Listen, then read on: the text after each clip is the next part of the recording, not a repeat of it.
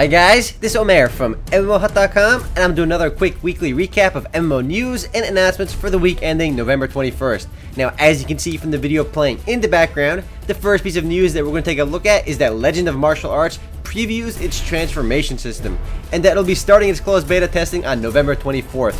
Now, the transformation system is sort of like the monster transformation system in Iris Online, as players can find over 100 different transformation items in the game to turn into.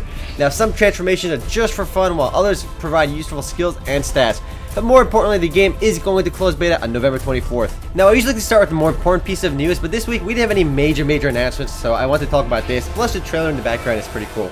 The next piece of news is that Iggy is transferring the Soul of the Ultimate Nation service to WebZen. Now, why the game service existed on two different publishers is beyond me. It was available on both Iggy and WebZen for a long time, but Iggy will be closing their service on December 6th, but players can transfer their characters over to WebZen starting November 22nd. Now, what's kind of confusing about Soul of the Ultimate Nation is that, besides this trailer, which is pretty cool, is that even though the game will only be available on WebZen, it's also going to launch again on Atlas Online's website, which is really weird. Why are they trying to launch it in two different places? Just have one service for the game, global, and that's it.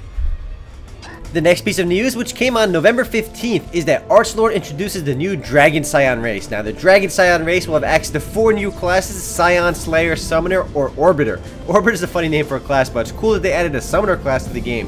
Now, if you guys haven't ever heard of Archlord, it's been around for a while. It was a pay-to-play MMORPG, but then became free-to-play. Now, this update will launch by the end of the year, and you can actually get some free cash-up items by getting a key for the game on MMOHut.com/giveaways. The next bit of news, which came up on November 16th, 2010, is that Asa Story adds open world PvP. Now, Asa Story is a 3D anime-inspired MMORPG published by Games Campus, and when it launched without PvP, which is pretty weird. I mean, how many new games launch without PvP? The new open world PvP feature in the game is called Mining War. Players have to fight for control over various resource-rich maps through their factions. And yes, guys, I know this trailer is really old, but Asa Story never really released a new good trailer. Now, the factions that actually control these maps have access to legendary weapons and armor, so there actually is a reason to control them. Next up, Zoo Online, the 3D cel-shaded anime MMORPG published by IGG, previews a new treasure gathering den, which is really just an instance in the game where there's a pretty neat encounter. It's only available to players level 100 and up. Now, the goal in the instance is to kill as many demon illusions as possible within 30 minutes. Now, it's not exactly a major update, but it's always good to see a game get updated, especially if you play the game. Next up, on November 18th, 2010, Kitsusaga added a brand new major content update which increased the level cap to 60, added a whole bunch of new mastery skills, 4 new zones, and 5 new dungeons, one of them being a high-level 10-player raid in the game. Now, it's always good to see a game being updated, and this is a major update for Kitsusaga.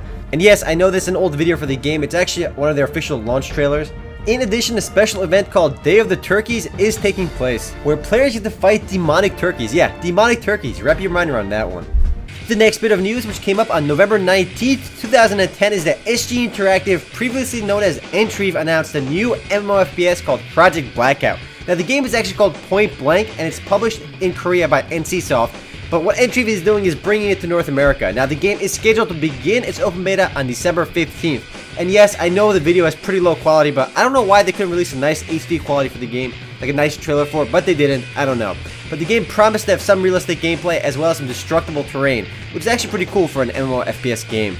The next bit of news is actually a sad one. I'm not sure exactly when it happened either. Euphoria is bankrupt apparently, or at least shut down. Now, all their games are actually inaccessible right now. They had Mercenary Wars, Red War, Nostale, and 3 Kingdoms The Battle Begins. Now, 3 Kingdoms The Battle Begins was already gone.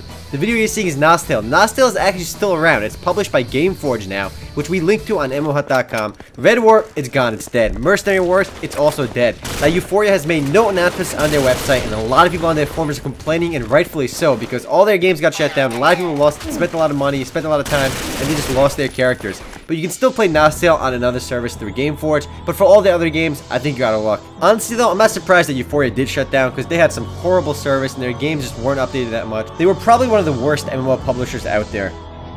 Next up, on November 19th, Conquer Online announces that they will be adding a new monk class to their game starting on December 16th. Now, this will be a part of a major content update, which will add a bunch of other stuff to the game as well.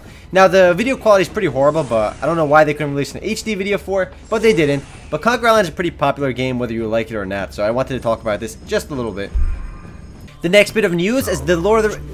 The next bit of news is that The Lord of the Rings Online announced its new expansion, The Rise of Isengard. Now, this is the first free-to-play expansion for the game, and it will be raising the level cap to 70, adding 3 new zones to the games. Now, the Rise of Isengard teaser trailer, which you're seeing right now, is actually really short. Now, the expansion itself will launch in fall 2011. The next and last piece of news, which came out on November 19th, is that Pet Forest Online announces a new expansion. Now, Pet Forest Online is a 2D browser-based MMORPG that kind of looks and plays like a client-based game. And in the new expansion, players will be able to extract new pet cards from their pets and register them into their Tome of Pets as collectible sets.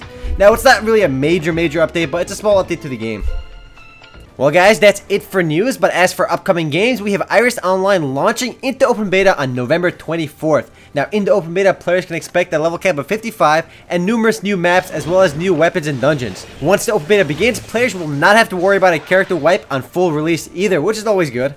And since we have no games that recently launched, that's it for MMO news and announcements for the week ending November 21st. Now, if you want to read about any of the announcements I mentioned or the headlines we talked about, just head on over to MMOHut.com/news. Anyway, guys, this is Omer signing off.